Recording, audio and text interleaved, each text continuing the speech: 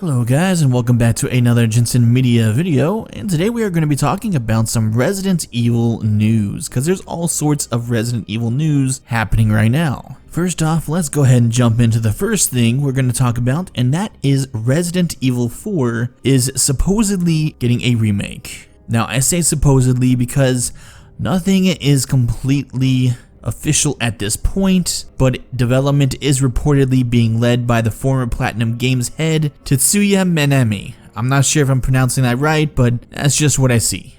So VGC reports that Capcom is planning to release a Resident Evil 4 remake in 2022. The report cites multiple development sources who indicate that the Resident Evil 4 remake is in full production. According to VGC, development is being handled by the Osaka-based Capcom-backed M2 Studio, which is a former Platinum Games head who I said earlier. The strategy would line up the development of the Resident Evil 2 and 3 remakes, which made use of blended teams externally by Capcom Studios. Now, I don't know how I feel about this. I don't really feel like it should have been Resident Evil 4 next in line. I know that's the next number in line, but Resident Evil 4 has had a lot of, not remakes, but a lot of HD upgrades here and there, and I just don't feel like it's old enough or classic enough to be upgrading. I feel like if anything should have been upgraded or remade, it should have been Code Veronica X, because that was more of a classic video game in line, and really it takes place right after Resident Evil 2, where Claire just continues looking for her brother, so it feels like it would have been perfect to just remake Code Veronica X. It could have easily just been a continuation of the Resident Evil 2 remake, and I would have loved that. And another thing is, one of the main problems with 3 was that it was a very short game. Well, Code Veronica X, I believe, is around a 15-hour game, would have had plenty of content to go around. So I just don't believe like this was a good thing to do. A lot of complaints about 3 was that it's really action-y, and well, 4 is even more action-oriented than 3 was. So I'm just not sure if this is going in the right direction or not. I really hope this is not true because, like I said, I'd rather see anything else remade, but this one, it wasn't really one of my favorites. I did enjoy the game, but I did not enjoy it as a Resident Evil game, if that makes any sense at all. And I do know there is a cult following behind this game as well, and a lot of people do love it, so to each their own. I just think it would have been a lot better if they would have remade Code Veronica X, and who knows, maybe they will. All this is still just rumor, but we will find out. I am sure we will hear some sort of information come along the line at some point. That's just the first story I wanted to talk about. So up next, we might as well just go ahead and jump into Resident Evil 3 news, because that's what I have next.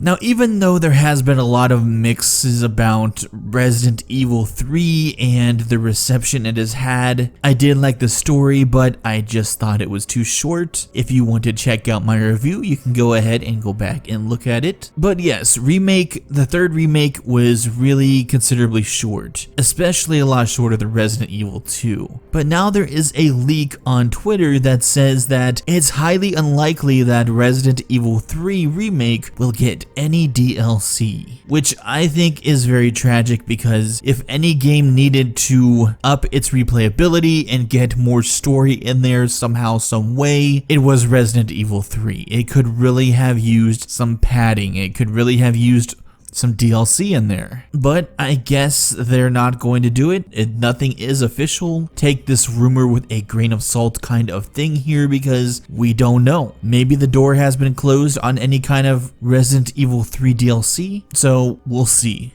I mean, everything I'm talking about today is just rumors, and it's just, you know, things you need to take with a grain of salt. Nothing is official here. I'm just stating what's been leaking online. Now, leaks can be correct, but we don't know until the time tells. Do I think that Resident Evil 3 needs DLC? Yes. I mean, it already has a $50 to $60 price tag, and that's just a hefty price to pay for something that is around 3 to 5, maybe 6 hours long. I do believe that they needed some DLC storylines in there. They need to just up that replayability time because 6 hours is abysmal. It really is. And some people have been beating it in a lot less than that. And that's just a little bit sad to me. I do believe they could introduce a few new characters. They could wrap up some of the stories a lot better. They could just do a lot more with the material that they have. They could easily push the game a few more hours farther, maybe even double the length that it is now with some awesome DLC. But I don't know, maybe Capcom is just wiping the board clean right now and have decided to move on. Next up, we're going to be talking about Resident Evil 8. There has been news about this game.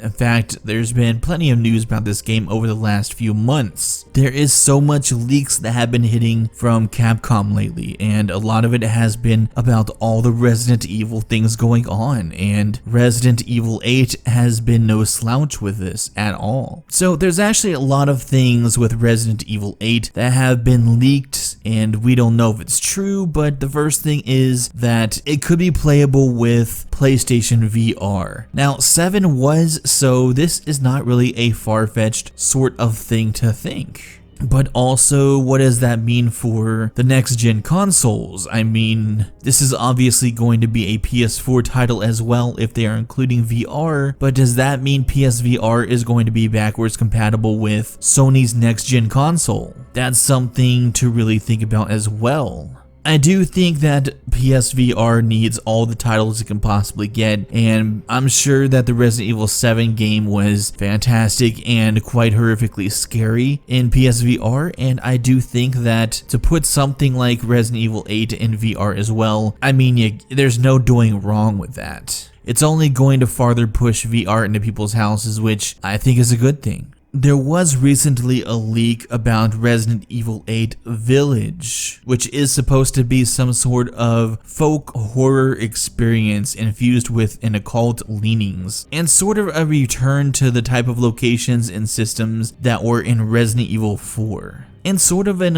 evolution of the mechanics as well. Now, we don't know a ton of what exactly Resident Evil 8 is going to be. We've heard several things, one of them being that it's going to revolve around and focus on Chris Redfield. Some have said it's going to have werewolves in it. Some have said Ethan from Resident Evil 7 will be in it. So, I don't really know. There's just so much of a whirlwind of things going on when it comes to Resident Evil 8. Aesthetic Gamer has said that this iteration of Resident Evil 8 is going to be a surprise for people if his sources are correct. It is a first person, and many purists are going to hate it because it's taking some sort of serious departure from the stories and enemies in the game. It's going to have hallucinations, occultism, insanity, and apparently a huge theme in the game is going to be that you're not going to be able to really trust people. So this does sound really different from what we know, but also sources have said that it's also going to be years away. It looks like Capcom is just on the remake train at this point, so I have no idea when we will actually see a new Resident Evil game. It sounds like it's going to be far off, as Capcom is kind of cashing in on these older games, which I do believe is a good thing. They are working out. I just hope that they really focus and hone in on those games, because Resident Evil 3 was good, but there just wasn't enough there. There just wasn't enough there for me. I really hope that they do work on some DLC for it, because it could really use that at this point. And so that's really going to be it, guys. I don't know how to feel about Resident Evil 8. It does seem like there's just a whirlwind of things going on surrounding it. I don't know what to believe, and really I'm just taking everything with a grain of salt, because because I don't really know what to think. It just sounds crazy. Resident Evil 8 sounds crazy. And I am gonna be a little bit disappointed if Resident Evil 3 doesn't get any DLC, because like I said, it really needs it. I'm not really interested in Project Resistance at all. I just want more out of my game. I paid $60 for it. I should be able to get more out of it. And as for Resident Evil 4 being remade, I'm not a huge fan. I will probably end up playing through it. I just believe that Code Veronica could have used the remake special a lot more, but who knows, maybe we will also get that at some point. That's gonna be it, guys. Thanks for listening, thanks for watching, and you have a good rest of your day.